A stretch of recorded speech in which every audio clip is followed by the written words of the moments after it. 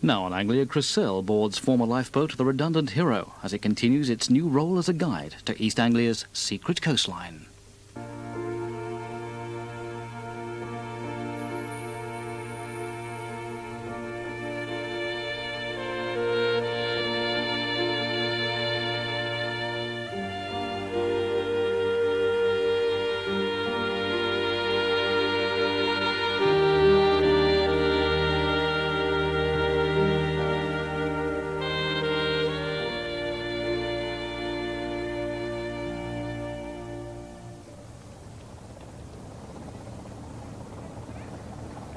Redundant Hero leaves the River Crouch with its modern high-performance yachts and heads for the contrasting cultures of the Blackwater, a continuing journey around these shallow and tricky waters. Our lifeboat voyage around the whole coast of East Anglia has taken us now from Battlesbridge across the Ray Sand Channel, which was a pretty dodgy bit of depth sounding in a boat like this, into the Colne Estuary and, of course, the Blackwater Estuary, which is where we are now, a beautiful bit of Essex.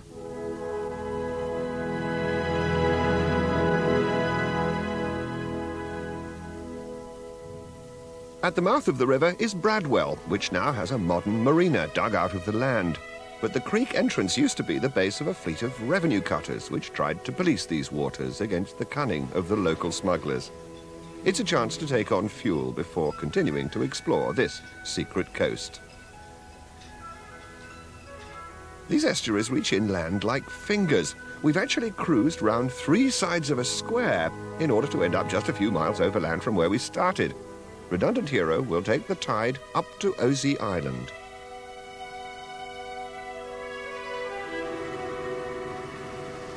I've been told to expect a journey of nostalgia, reminiscences, surprises, and contrasts.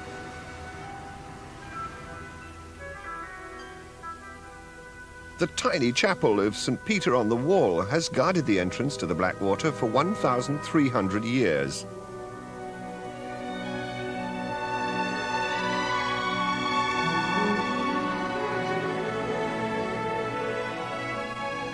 It's one of the oldest Christian churches in Britain. The neighbouring concrete cathedral, built to the great god electricity, is, on the other hand, a temporary structure. Bradwell Nuclear Power Station was designed to last just 20 years, but now, 30 years later, this giant lives on borrowed time.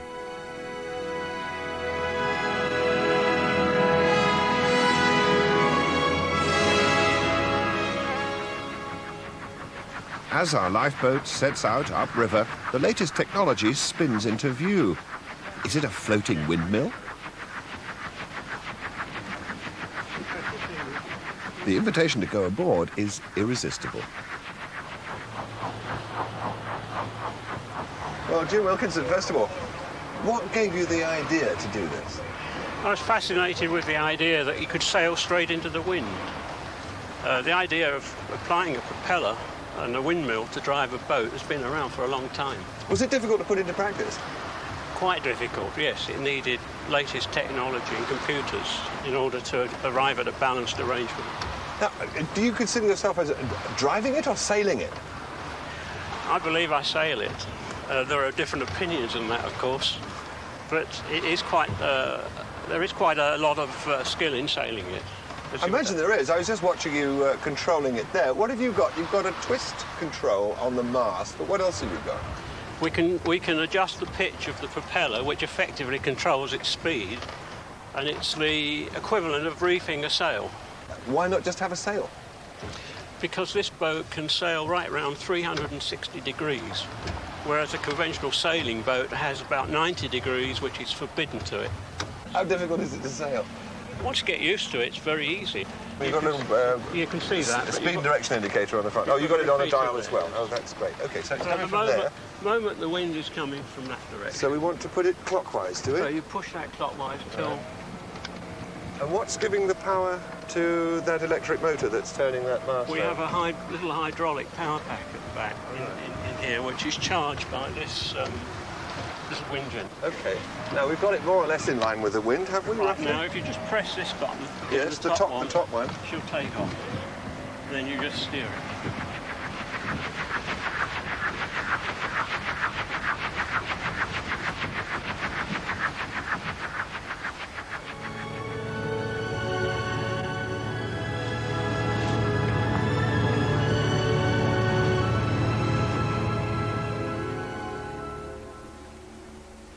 Osey Island is private property with a colourful history. It's home to just half a dozen full-time residents, but at holiday times the population can soar to a crowded 20.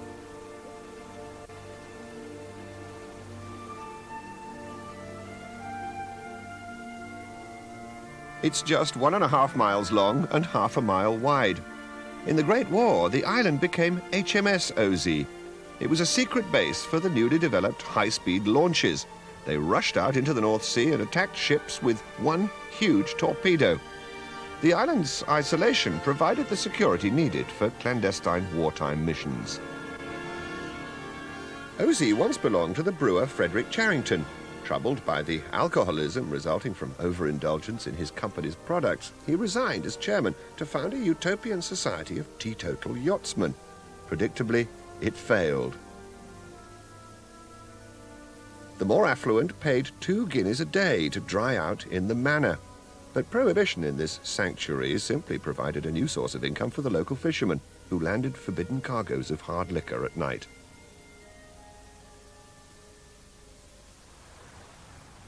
The manor is now the family home of the businessman David Cole. He's fulfilled a dream to own his own island.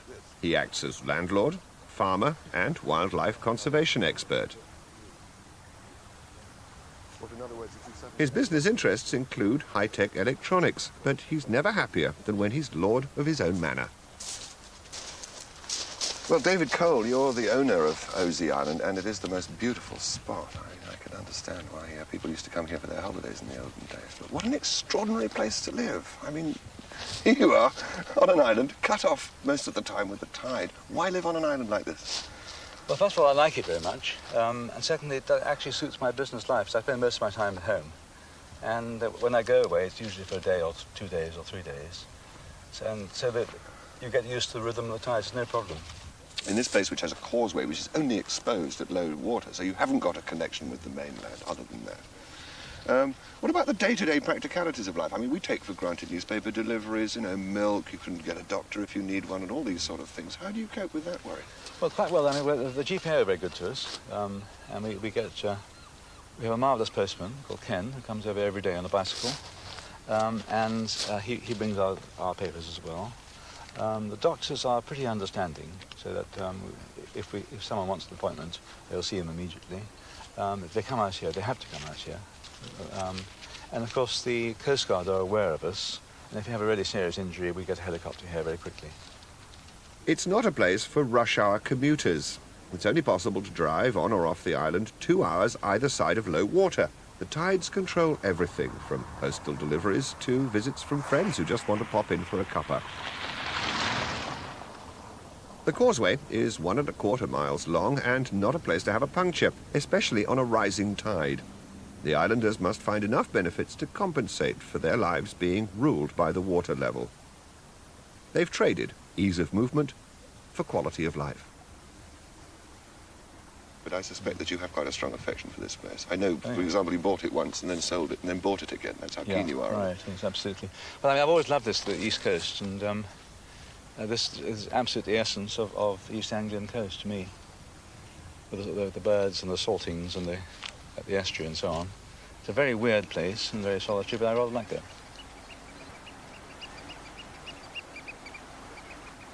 This bleak setting has often attracted artists and writers wanting to escape the conformity of urban life. The photographer Den Phillips lives and works here. Good morning. Hi. I'm Chris Serle. Hi, how do you do? I'm Den Phillips. Good to see you. Early in the morning is ridiculous, I know, but I thought, you know, we might get some interesting light. Is it okay? It's a bit thin, but we can try it. I thought we might try it from here, through the boats here, and just see what happens. I can maybe do something with the printing. Yes, I can see that. God, a wonderful camera. I know. Great. It's a bit battered by all the salty work, because I mainly do marine photographs. And do you? Yeah, it's time I replaced it. They get rusty. I've got a permanent camera repairman. Do you want to have a look through that? Yes, please. Let me see. It's through there. Put your eye up to it. It's a bit tricky because it's back to front, left to right. Yes, I see. Do you always use black and white? Yep, I always... Well, I do colour transparency work for magazines and things like that. But mainly black and white for my exhibitions, and I do a calendar every year. But you mostly take your photographs around here, do you? I mean, yeah, East Coast. It's such a fantastic place. It is. It's more beautiful than people imagine. Moody and lots of creeks, and it's quite flat and marshy. But I like that. It has its own beauty.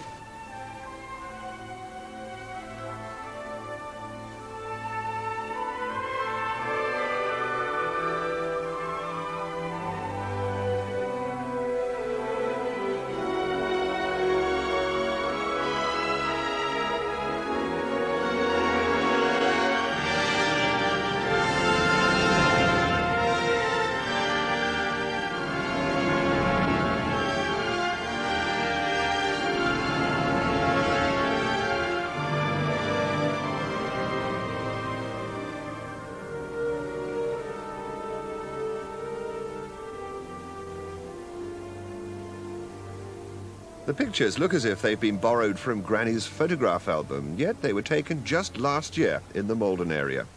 Den Phillips produces a calendar each year featuring her photos. She uses a camera dating back to the days before automation and motor drives. It's starting to rain now, so... Is that going to affect you?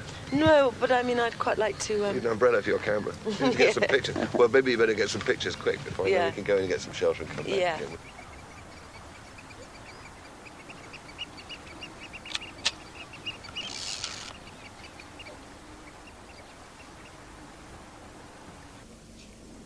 Only hours later, the results of our early morning sortie begin to appear on paper. The studio is an old mill overlooking the Blackwater. The equipment and techniques are old and well tried, but under Den's red light they produce a continuing portfolio of the waterside scene. It's a modern archive of the many traditional boats still regularly seen on the river. And now, in our own way, we've added to it. Well, here it is. Let's have a look. Oh. Wow, that's fantastic. I like it. That's really beautiful. Yes, what a great picture. It's got nice lines, isn't she? But I think the way you've got framed that sort of framed it, and the whole feeling is right. It's marvellous. You like black and white? I do like black and white pictures. Yes, I think that's. I think it suits this area. Yeah. Moody. Yes, it does, doesn't it? Atmospheric shots. Yes.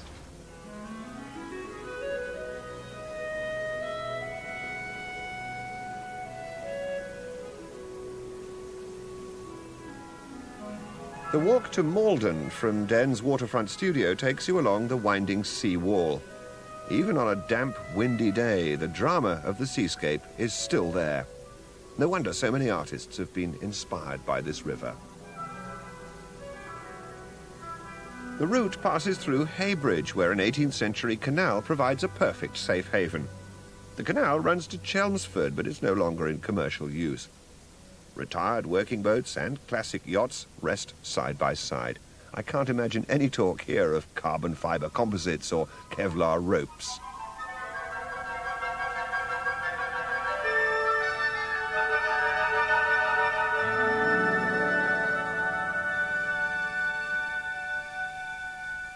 Malden can trace its roots back 1,000 years.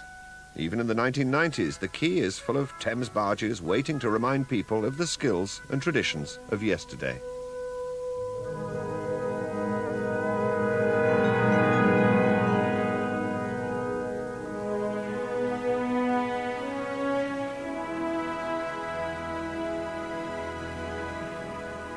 But how do you keep these old boats active when there are no spare parts? There are so many still afloat that there's enough demand to keep alive a flourishing industry of something called the facsimile accessory. Well, that's fantastic. Who'd have thought it? I mean, what are these things? These are mast loops. What, for the barges? Yes. Well, not for the barges. So these are for classic boats. Wooden boats all over the world. Oh, all over the world, not yes. just in the Malden area. No, it's a skill that seem to have captured the market. I just think it's fantastic that these old traditional skills, if anybody had asked me, they said they'd all died out years ago and you just can't get anybody to do it anymore, and if you do get anybody they have to use Japanese machinery, you know, but here you are using a craft skill. Are there other things like that as well? Yes, yes, you know, I think we do block making here as well. Wooden blocks? Yes, of all sorts of yacht blocks and barge blocks. I don't know if they're skills that died out, but they've been relearned and learnt from the older shipwrights around. So. Are there still some of those old characters around to remember? Very much who can show you what to do? Yeah, so it's good that it's carrying on. Terrific, yeah. Well, good for you, yes, obviously, yes. Well, I might hold you up because you can see you've got a lot to do. Nice to meet you. And you. Downs Boatyard has the air of time standing still. It's owned by a group of wooden boat enthusiasts who are motivated by the need for somewhere to keep and maintain their boats. This is a glory hole of traditional hulls. Years of restoration work stockpiled for that day when there's nothing to do. A celebration of craftsmanship rather than cash.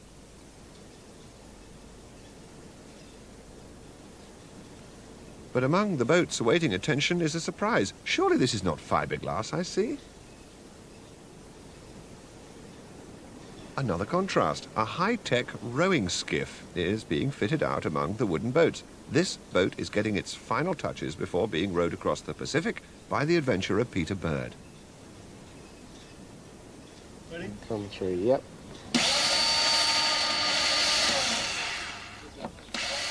The yard's boat builders have set aside prejudice about newfangled materials to help Peter keep on schedule and within budget.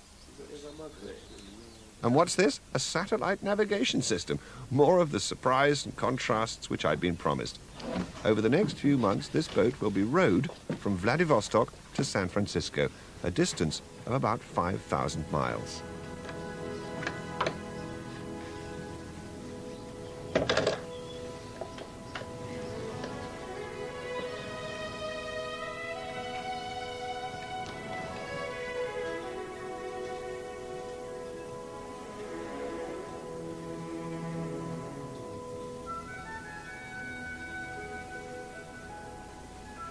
In the shed, I'm beginning to wonder if we really have slipped into another century.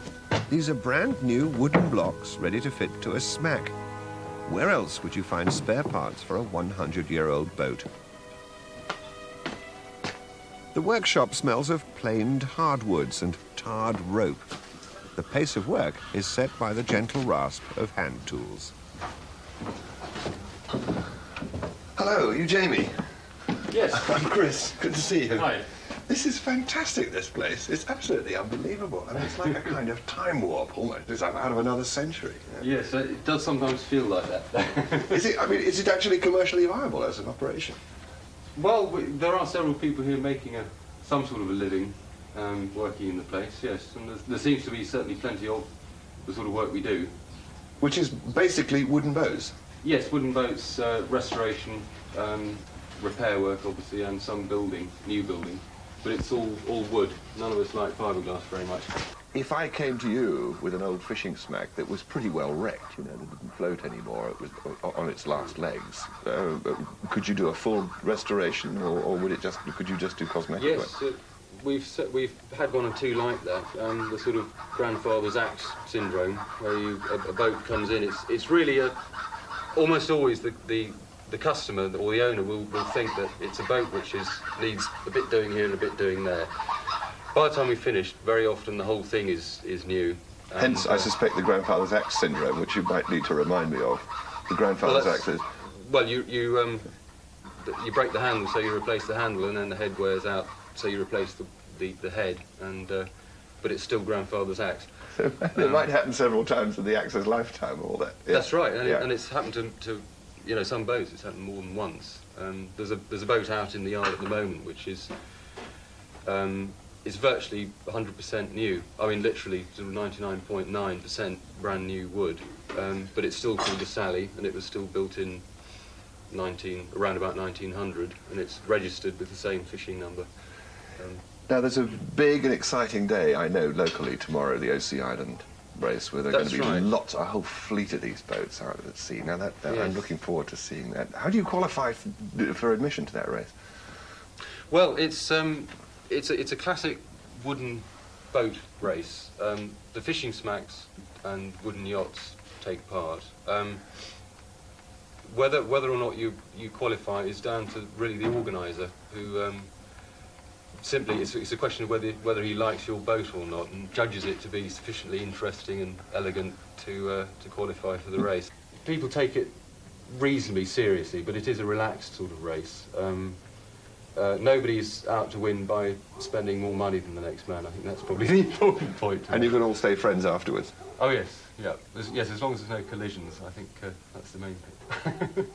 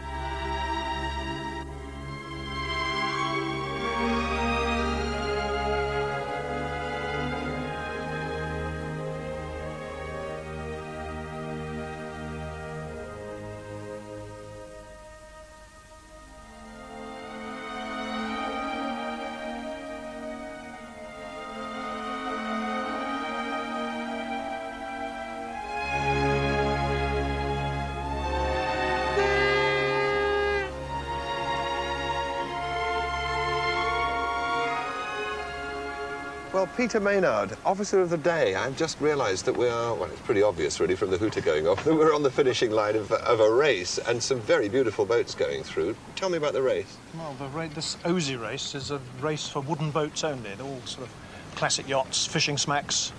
It's very informal, got together by one classic boat owner and two a smack owner. It's just an invitation race to friends, largely. Not a club or anything? Not a club, no. What's a smack? I ought to know. Well, a smack is a traditional fishing boat, sailing fishing boat. Smacks sail on this river from Malden, from Tollesbury, from West Mersey, from Brightlingsea. You go around the Thames, they're not called smacks, they're called boreys. They look just the same, rigged slightly different, but the same sort of thing. So that's a traditional fishing boat from these waters? Mm-hmm. It's extraordinary. But these boats are lovely, aren't they? And that is the right traditional rig, is it? Yes, absolutely. Gaff cutter rigged with a bowsprit. Or a bowsprit. A bowsprit, as the old boys say. And it's, I suspect it's, I mean, of course there's a great deal of honour at stake in a race like this. It's very important to be the winner, you know, or come well up in your field or beat the other boats of your type. But basically it's an excuse to get to go and have a drink, really, isn't it? And talk old boat talk. There is a bit of that, yes, later on. As with boats everywhere. No club, no rules, just a celebration of sailing. No protests either. It would be too ungentlemanly to disqualify anyone. Even Captain Pugwash gets in on the act. I'm going to spend another night anchored off OZ. Next week, I find out what makes a man swap the demands of a career with the inland revenue for a life assessing the creeks of the East Coast. Seems a fair exchange to me.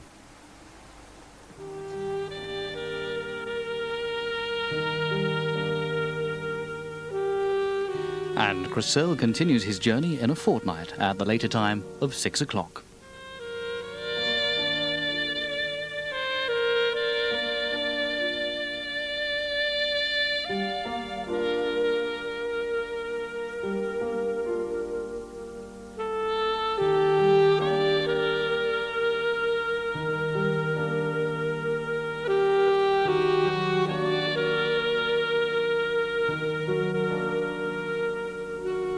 you.